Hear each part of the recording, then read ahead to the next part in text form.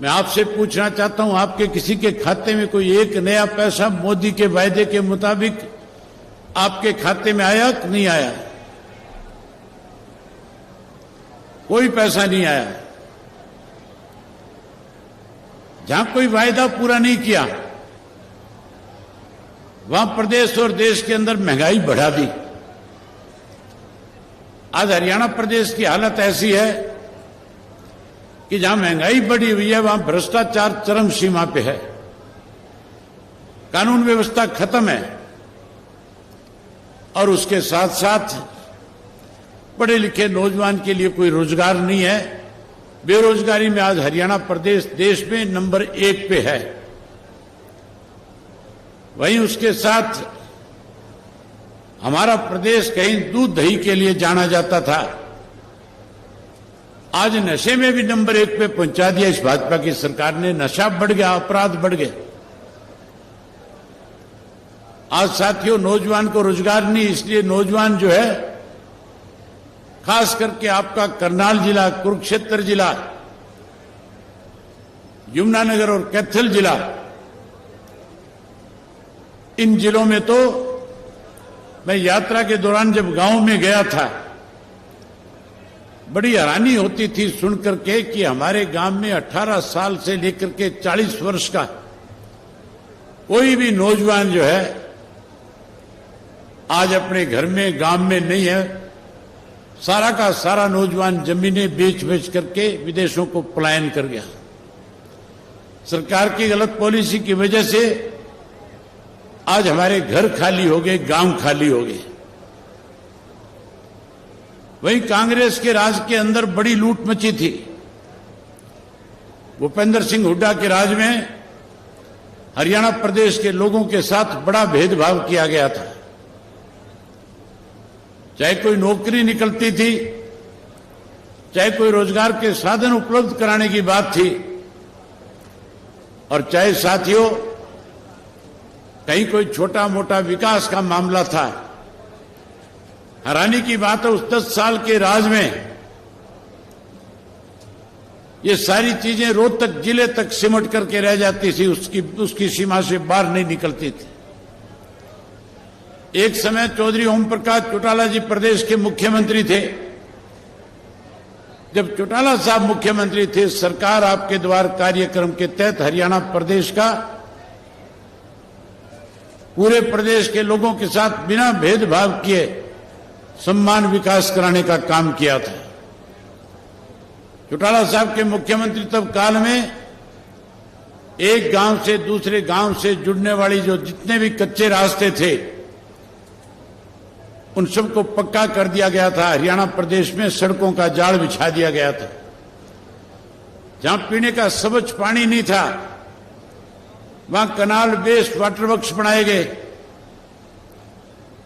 गांव के school upgrade किए गए। गांव गांव के अंदर डिस्पेंसरी, पीएचसी, सीएचसी बना करके लोगों को स्वास्थ्य की अच्छी सुविधा मिले, इस काम को भी आगे बढ़ाया था। सरकार आपके द्वार कार्यक्रम के तहत चौटाला साहब के राज में लाखों लाखों करोड़ों करोड़ों रुपए जो है एक एक गांव पे हर साल खर्च किया जाता था। या तो हरियाणा में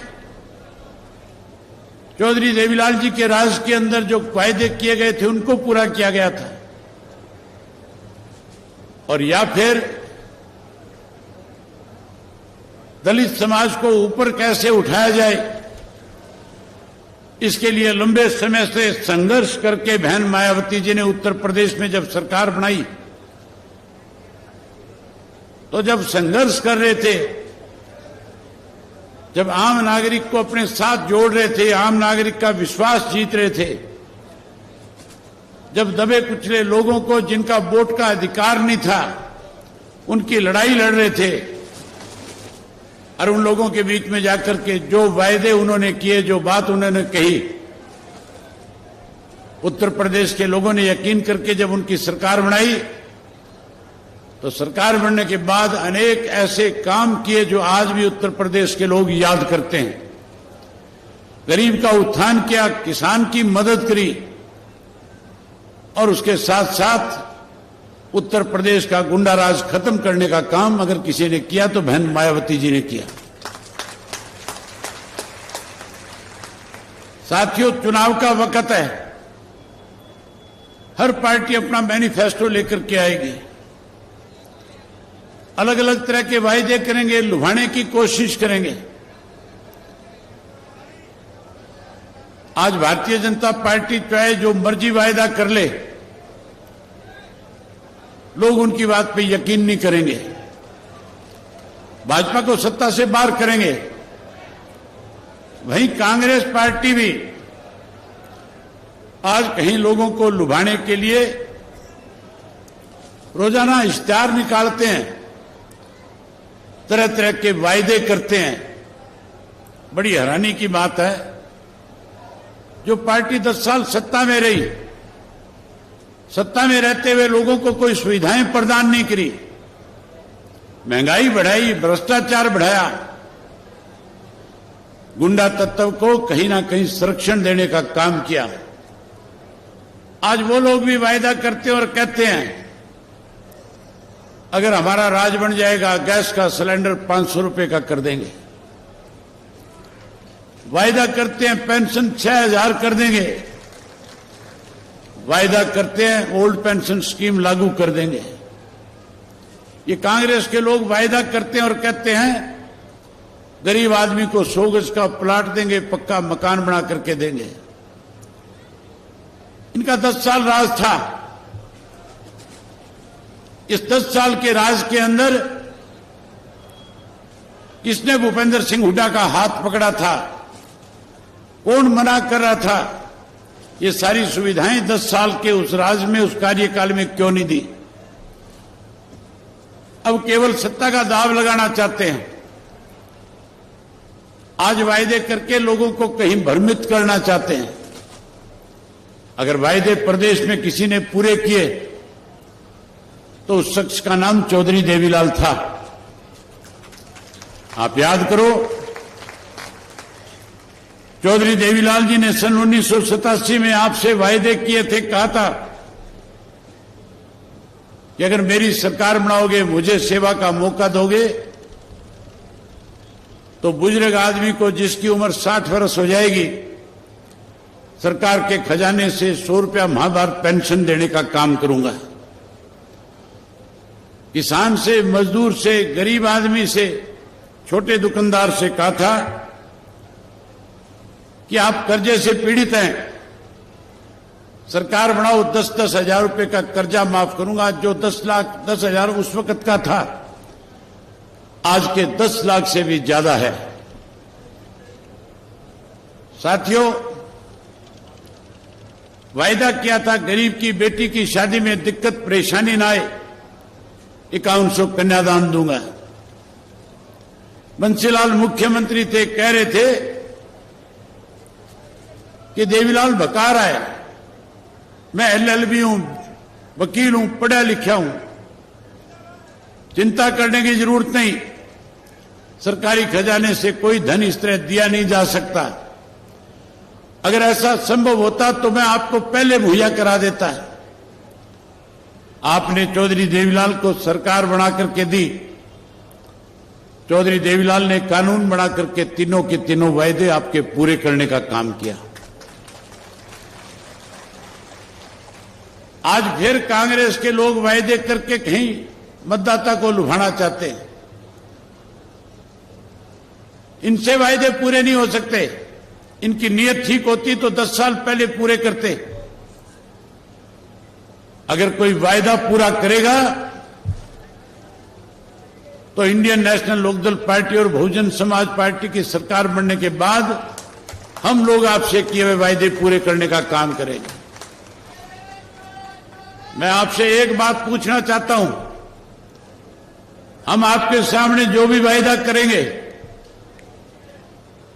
क्या आप लोगों को हमारे ऊपर इस बात का विश्वास है कि जो बात आज मैं आपके बीच में कह करके जाऊंगा, सरकार बनने के बाद उसको पूरा करने का काम करूंगा? अगर आपको विश्वास है तो एक बार बोल करके कहो कि हमें आप पे विश्वास है। अगर आप हमारे ऊपर विश्वास करते हो तो आज आपसे वायदा करके जाते हैं कि सरकार बनने के बाद जो 100 रुपया पेंशन चौधरी देवीलाल ने शुरू करी थी, उस पेंशन को बढ़ाएंगे। 7500 रुपया महीना करके हमारे बुजुर्गों का मान सम्मान बढ़ाएंगे। आप हमारे पे विश्वास और भरोसा करते हो तो मैं पढ़े लिखे नौजवान बच्चों से वायदा करता हूं और कहता हूं, आपको चिंता करने की जरूरत नहीं है। 2 लाख नौकरियों के पद हरियाणा प्रदेश में खाली है। सरकार बनने के बाद हर घर से एक पढ़े लिखे नौजवान को, चाहे हमारी बेटी पढ़ी लिखी हो चाहे बेटा पढ़ा लिखा हो, उसे सरकारी नौकरी देने का काम करेंगे। जो बेरोजगार रह जाएगा उसे भी चिंता करने की जरूरत नहीं है। हम अपने बेरोजगार बच्चों के लिए 21,000 रुपया बेरोजगारी भत्ता तब तक देंगे जब तक उसको सरकारी नौकरी नहीं मिल जाएगी। ये माताएं बहनें बैठी है, मोदी ने अपना वायदा पूरा नहीं किया था। कांग्रेस वाले कहते हैं 500 में देंगे। आप सरकार बनाओ, हम सरकार बनने के बाद गैस का सिलेंडर महीने की पहली तारीख को आपके घर में प्रदेश की सरकार की तरफ से मुफ्त में पहुंचाने का काम करेंगे। जहां गैस का सिलेंडर देंगे वहीं किसी भी गृहिणी को किसी के आगे हाथ ना फैलाना पड़े अपनी रसोई अच्छी चलाने के लिए 1100 रुपये नमक मिर्च के भी साथ में आपको देंगे, आपके खाते में डालेंगे। ओल्ड पेंशन स्कीम लागू करेंगे। पहले चौधरी ओम प्रकाश चौटाला ने 100 गज के प्लाट गरीब लोगों को देकर के उनके सर पे छत देने का काम किया था। हम नए सिरे से 100 गज का प्लाट देंगे और उसके साथ चौधरी देवीलाल आवास योजना के तहत 2 पक्के मकान भी बना करके उनको छत देने का काम करेंगे। ओल्ड पेंशन स्कीम लागू करेंगे और उसके साथ साथ हरियाणा प्रदेश के हर गांव में पीने का स्वच्छ पानी हो, कनाल वेस्ट वाटर देंगे और मुफ्त में आपको पानी मुहैया कराने का काम करेंगे। जहां पानी मुफ्त देंगे वहीं साथियों बिजली के बिल बहुत आते हैं। बिजली महंगी है कि नहीं है? बिजली के बिल ज्यादा आते हैं कि नहीं आते हैं? आप चिंता मत करो, राज बनाओ। ये सारे मीटर पड़वा करके मनोहर लाल खट्टर के घर के दरवाजे पे टंगवा दूंगा।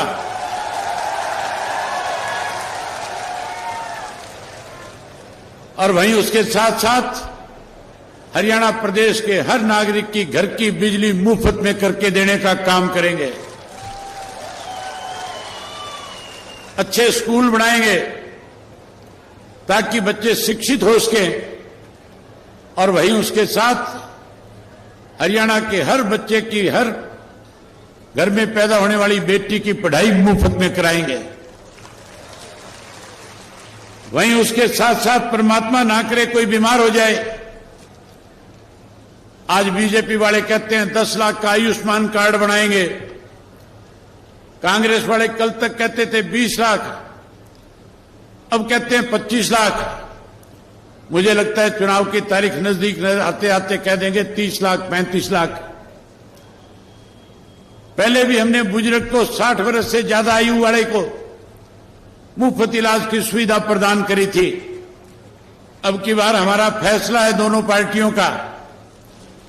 हम तो चाहते हैं हरियाणा का हर नागरिक जो है स्वस्थ रहे, हरियाणा सेहतमंद रहे।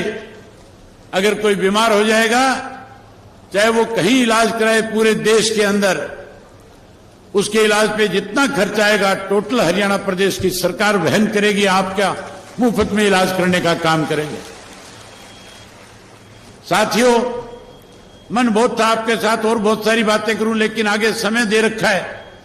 बहन जी ने भी वापिस जाना है, इसलिए आपका ज्यादा समय ले लेकर के मैं अपना समय बहन जी को दूंगा और आपसे केवल एक उम्मीद करूंगा, आपसे एक वायदा लेना चाहूंगा कि आप 5 तारीख तक जिस उत्साह और जोश के साथ आज आप यहां आए हो, जो आज हजारों की संख्या में आपने आकर के इस बात पे मोहर लगाई है कि हम करनाल में असंध की सीट जीत करके अपनी सरकार बनाने का काम करेंगे, वहीं मैं आपसे उम्मीद करूंगा कि 5 तारीख तक लगातार एक एक मतदाता के बीच में जाओगे। जो वायदे हमने आपके सामने किए हैं, ये सारी बातें लोगों के बीच में जाकर के कहोगे। आज हरियाणा का हर नागरिक आपकी बात पे भरोसा करता है, विश्वास करता है। कांग्रेस के राज में झूठ और लूट थी, भाजपा के राज के अंदर भ्रष्टाचार बढ़ा, हमने किए हुए वायदे पूरे किए। लोग आपकी बात पे विश्वास करेंगे और आपकी सरकार बनाने में आपके साथ खड़े हो जाएंगे। मैं उम्मीद करूंगा कि आप सब लोग आज से इस काम को आगे बढ़ाओगे। आगे बढ़ाओगे कि नहीं बढ़ाओगे? बोल के बताओ, बढ़ाओगे कि नहीं बढ़ाओगे? बहुत धन्यवाद। जय हिंद, जय हरियाणा।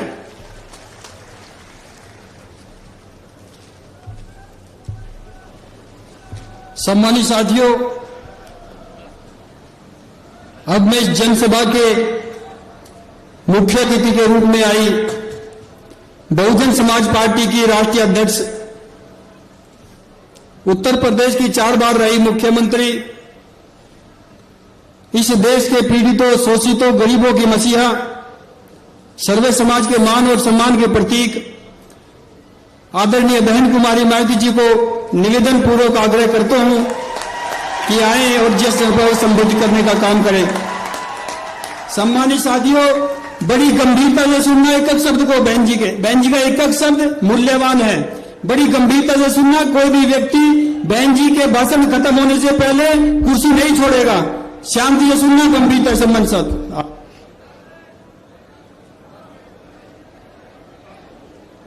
चुनावी जनसभा में इकट्ठा हुए बहुजन समाज पार्टी व भारतीय राष्ट्रीय लोकदल के बने इस गठबंधन के सभी छोटे बड़े पदाधिकारी, नेता एवं कार्यकर्तागण, आज आप लोग यहाँ हरियाणा प्रदेश में विधानसभा के लिए हो रहे आम चुनाव में अपने बने इस गठबंधन के उम्मीदवारों के समर्थन में हमें सुनने के लिए यहाँ इकट्ठा हुए हैं, तो उसके लिए मैं आप सभी लोगों का हार्दिक दिल से आभार प्रकट करती हूँ,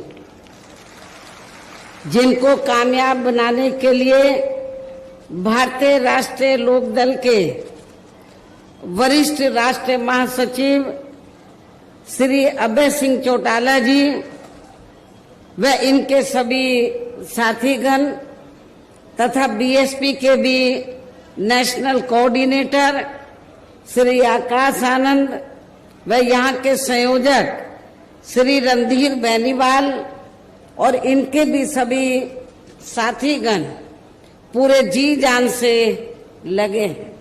और अब मैं आप लोगों का ध्यान यहाँ हरियाणा प्रदेश में विधानसभा के लिए हो रहे आम चुनाव में अपने इस बने गठबंधन की सरकार बनाने को लेकर कुछ जरूरी बातों की तरफ दिलाना चाहती हूँ।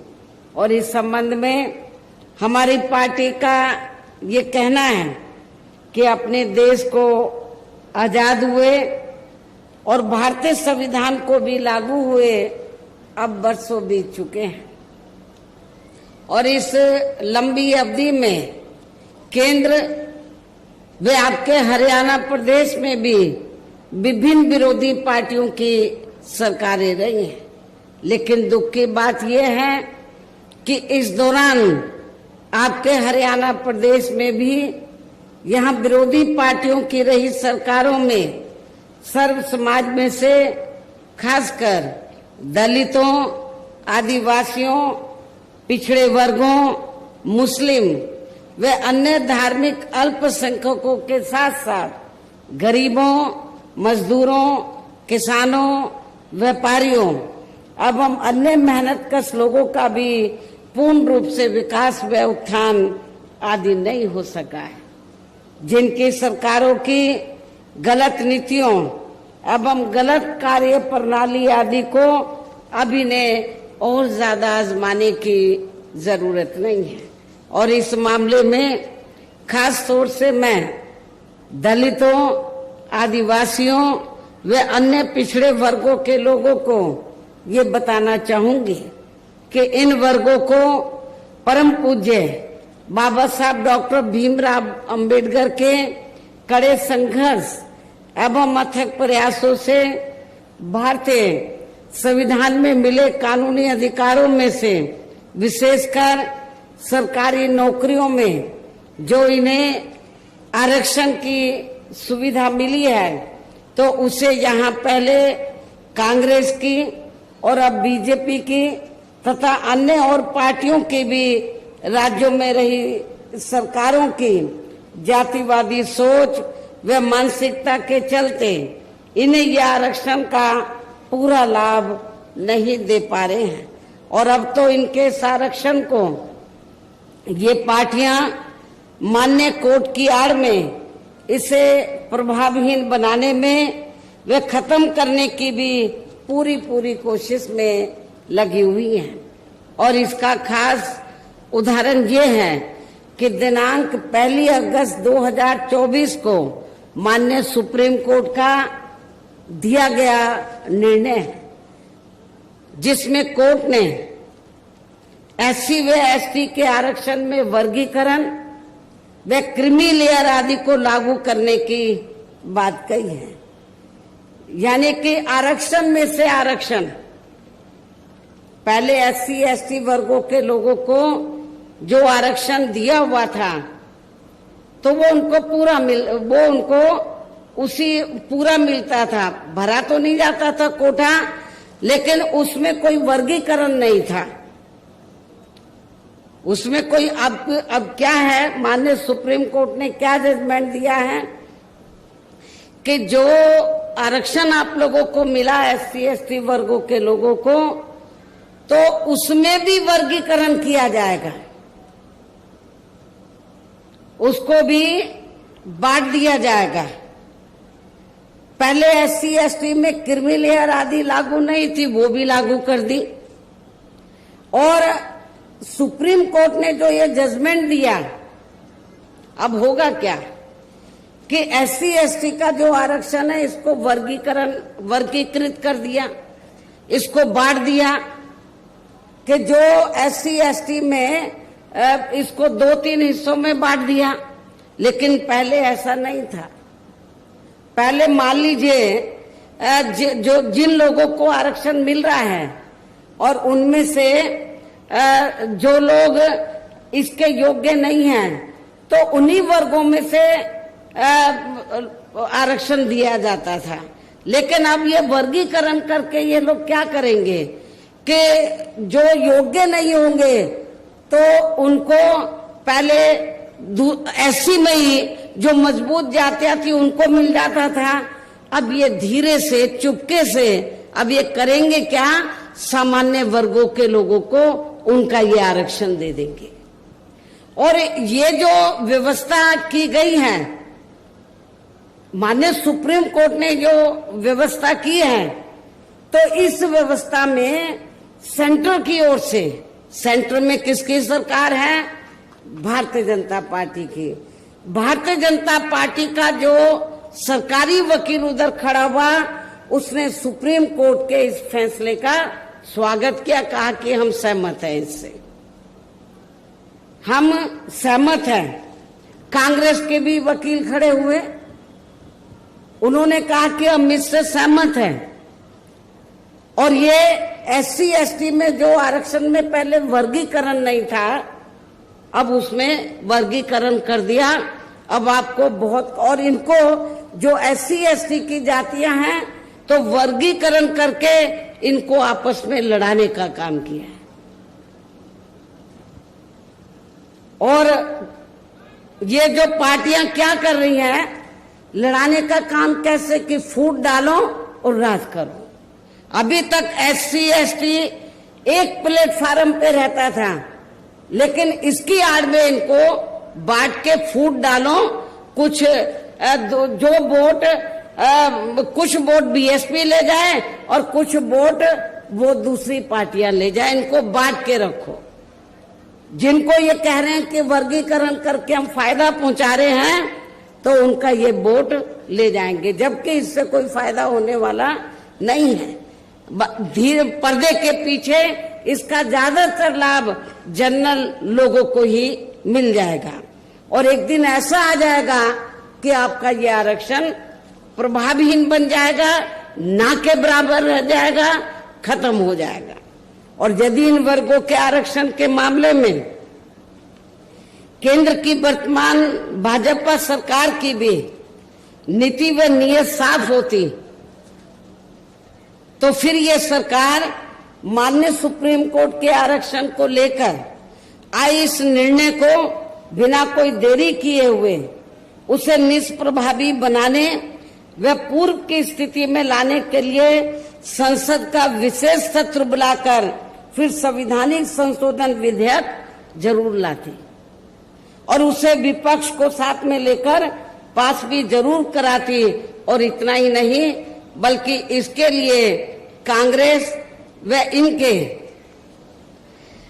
इंडिया गठबंधन ने अभी तक भी केंद्र सरकार पर कोई दबाव नहीं बनाया है, और ऐसा करना तो बहुत दूर की बात रही, बल्कि इन्होंने माननीय सुप्रीम कोर्ट के इस निर्णय पर अभी तक कुछ भी खुलकर नहीं बोला है।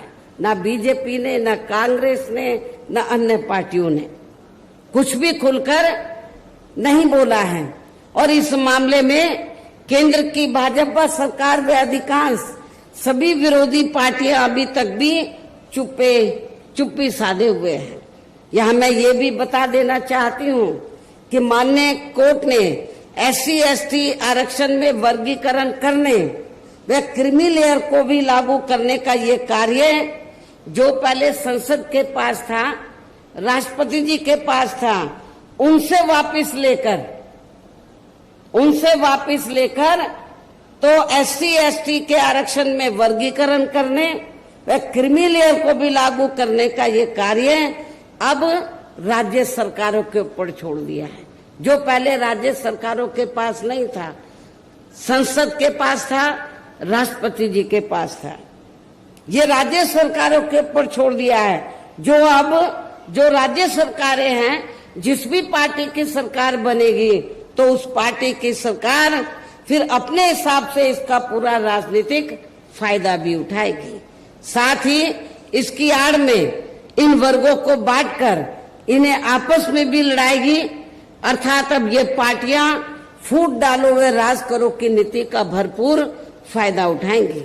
जबकि संविधान के मुताबिक कि जाति को SC व ST की सूची में शामिल करना है या नहीं करना है, तो इसका ये अधिकार अभी तक, जैसा कि मैंने आप लोगों को बताया, ये केवल संसद व माननीय राष्ट्रपति जी को ही दिया हुआ था, जिसे 1 अगस्त 2024 को माननीय सुप्रीम कोर्ट के आए निर्णय के जरिए इसे अब वापस लेकर सीधे ही राज्य सरकारों को दे दिया गया है, जिससे अब इन वर्गों के साथ काफी नाइंसाफी होगी।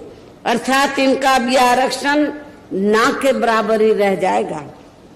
और अब तो कांग्रेस के श्री राहुल गांधी ने भी विदेश में जाकर इनके सभी आरक्षण को आगे वक्त आने पर खत्म करने का भी ऐलान कर दिया है। इसलिए इन वर्गों के लोगों को बाबा साहब डॉक्टर भीमराव अंबेडकर द्वारा जो इन्हें आरक्षण का ये संवैधानिक अधिकार मिला है, तो इसे बचाने के लिए अब यहाँ हरियाणा प्रदेश में हो रहे विधानसभा चुनाव में इन वर्गों को, ऐसी सभी आरक्षण विरोधी पार्टियों को अपना कतई भी वोट नहीं देना है। जो ये पार्टियां माननीय सुप्रीम कोर्ट के आए इस निर्णय को बिल्कुल भी बदलने के लिए तैयार नजर नहीं आती हैं। अर्थात इस मामले में केवल ये पार्टियां इन वर्गों को गुमराह करने में ही लगी हुई हैं। ऐसी स्थिति में अब इन वर्गों को यहाँ विधानसभा के लिए हो रहे आम चुनाव में अपने बने इस गठबंधन की ही सरकार बनाकर इसे लागू होने से, यहाँ के हरियाणा प्रदेश में इसे लागू होने से तब तक लटका कर वे रोक कर रखना है जब तक केंद्र व विपक्ष द्वारा इस निर्णय को संवैधानिक संशोधन के जरिए खत्म करके इसे पुरानी स्थिति में बहाल नहीं कर दिया जाता है। इसलिए ऐसी स्थिति में अब आप लोगों को एक तरफा अपना वोट केवल बीएसपी व इन्हें लोग के बने अपने इस गठबंधन को ही देना है, ताकि सत्ता में आकर यहाँ आपके स्टेट में माननीय सुप्रीम कोर्ट के आए इस निर्णय पर कुछ हद तक अंकुश लगाया जा सके। हम इसको पास नहीं होने देंगे। हमारा गठबंधन की सरकार होगी तो इसको लटका के रखेंगे, और कब तक रखेंगे? जब तक हम पार्लियामेंट में संवैधानिक संशोधन लाने के लिए हम सेंट्रल गवर्नमेंट के ऊपर दबाव बनाएंगे, वो इसको पुरानी स्थिति में नहीं ले आती है, बहाल नहीं कर देती है। इतना ही नहीं बल्कि केंद्र व राज्यों में कांग्रेस, बीजेपी व अन्य जातिवादी पार्टियों की रही सरकारों ने इनका आरक्षण का कोटा अभी तक भी पूरा नहीं किया है। आपके हरियाणा प्रदेश में भी यही स्थिति है। हर विभाग में सीटें खाली पड़ी, जिसे फिर अंत में किसी न किसी रूप में सामान्य वर्गों को ही दे दिया जाता है। पदोन्नति में आरक्षण को तो इन्होंने मान्य कोर्ट की आड़ में काफी हद तक खत्म कर दिया है।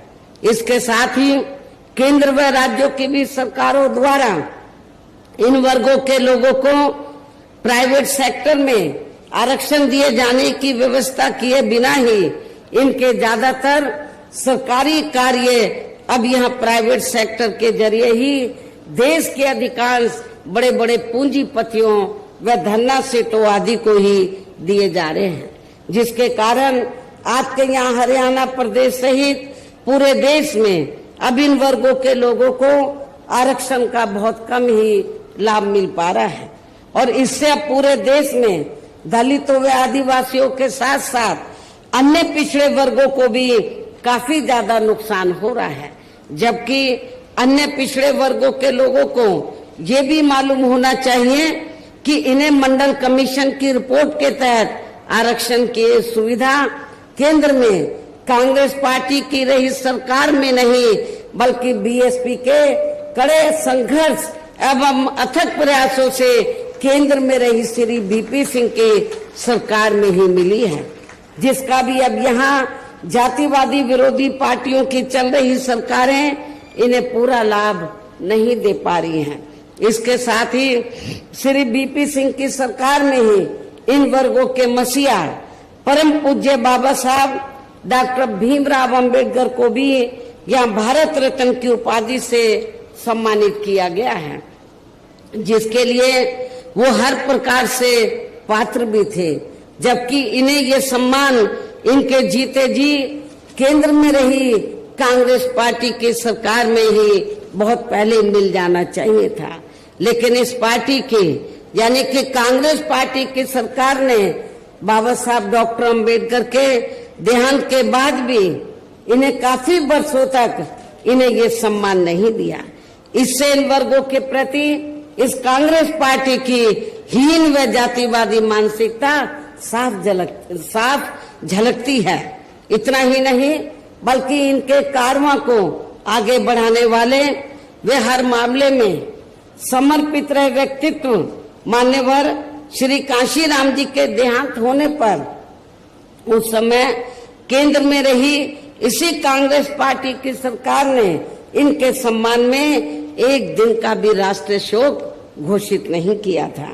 इसके साथ ही इन वर्गों के लोगों को जुर्म जाति से निजात दिलाने के लिए जो भी यहाँ नियम व कानून आदि बने हैं तो उन पर भी केंद्र व राज्यों की सरकारें सही से अमल नहीं कर पा रही हैं, जिससे अब यह खासकर दलितों, आदिवासियों व अन्य पिछड़े वर्गों के ऊपर शोषण करने वाले लोगों का मनोबल और भी ज्यादा बढ़ रहा है। और ये सब हमें यहाँ आपके हरियाणा प्रदेश में भी काफी कुछ देखने के लिए मिल रहा है। इसी प्रकार हमें पूरे देश में मुस्लिम व अन्य अखिलेश समाज के लोगों की भी अधिकांश मामलों में हालत कोई खास अच्छी नजर नहीं आती है। इनके साथ साथ अपर कास्ट समाज व जाट समाज में भी खासकर गरीब लोगों की आर्थिक स्थिति अभी भी यहाँ आपके प्रदेश सहित पूरे देश में काफी ज्यादा खराब व दयनीय ही बनी हुई है। इनके अलावा आपके हरियाणा प्रदेश सहित पूरे देश में सर्व समाज में से विशेषकर यहाँ गरीब, मजदूर, किसान, कर्मचारी, छोटा व्यापारी एवं अन्य मेहनतकश लोग भी अपनी विभिन्न समस्याओं को लेकर अभी भी हमें काफी ज्यादा दुखी ही नजर आते हैं। और इनमें भी किसान वर्ग तो केंद्र में अभी तक की रही सभी सरकारों द्वारा बनाई गई उनकी गलत नीतियों के कारण अब काफी ज्यादा परेशान व दुखी भी रहा है और अभी भी है।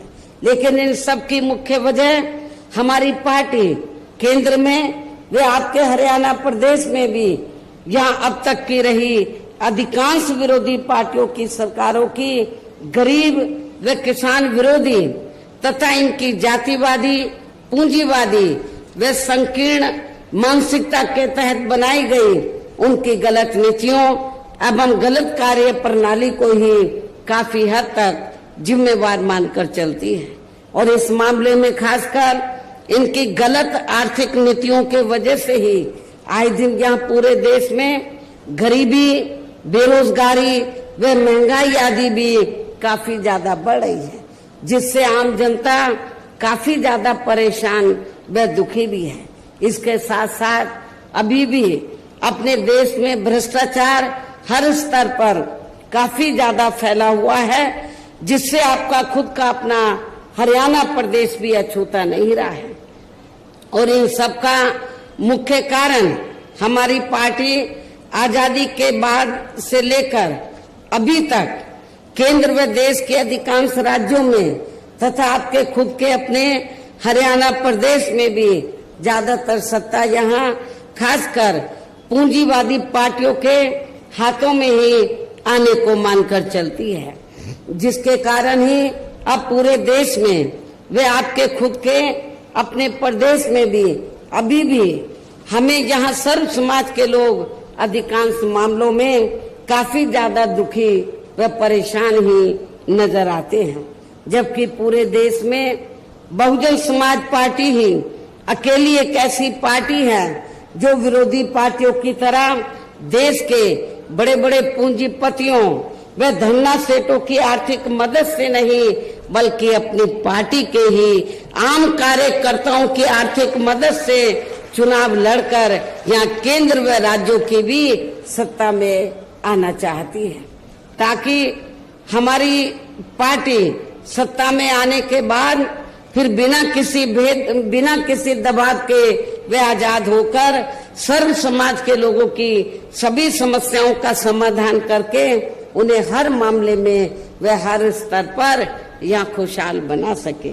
और इसी आधार पर चलकर ही आबादी के हिसाब से देश के सबसे बड़े प्रदेश उत्तर प्रदेश में 4 बार हमारी पार्टी ने अपने नेतृत्व में वहाँ सरकार भी बनाई है। और हमने अपनी सभी चारों रही सरकारों में अपनी पार्टी की विचारधारा एवं सिद्धांतों के तहत चलकर वैसे तो वहाँ सर्व समाज के हितों का पूरा ध्यान रखा है, लेकिन सभी मामलों में प्राथमिकता पहले हमने वहाँ सर्व समाज में से विशेषकर उन दलितों, आदिवासियों, पिछड़े वर्गों, मुस्लिम व अन्य अकलियतों को तथा गरीब एवं असहाय लोगों को ही दिया है, जिनकी वहाँ हर मामले में